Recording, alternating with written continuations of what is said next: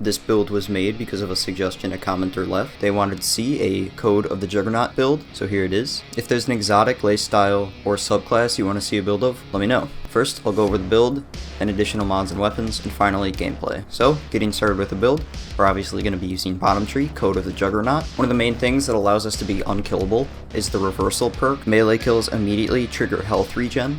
Next, Frontal Assault. The actual description of Frontal Assault doesn't really matter to us, as we're not going to be using weapons. As long as you have Frontal Assault active, then any melee kills you get act as if they are charged melee kills. The main exotic I recommend running is Syntheseps. It increases our melee lunge range and improves melee and super damage when I'm surrounded by enemies. If you're having trouble staying alive in this build, then you can use Insurmountable Skull Fort. It increases the amount of healing we get each time we get a melee kill. There's a couple mods that you need for the build. The first mod we need is Melee Well Maker. This makes it so when we get powered melee final blows, it spawns elemental wells. Next, we have Well of Ions. When we pick up an Arc Elemental Well, it causes our next melee to deal increased damage. The next mod is Elemental Charged. I become charged with light by picking up an Elemental Well. And finally is Protective Light.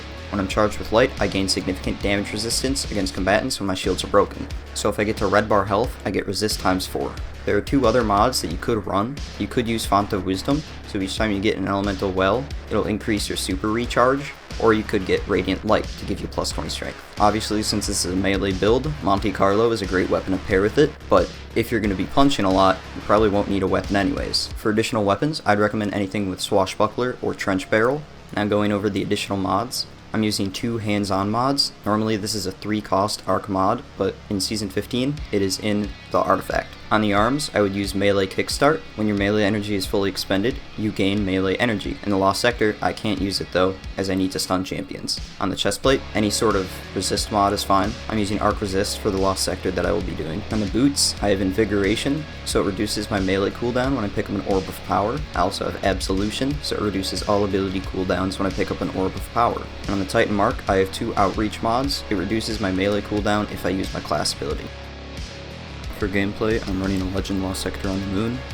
My super cooldown is at 4 minutes, but I can get that to about 1 minute.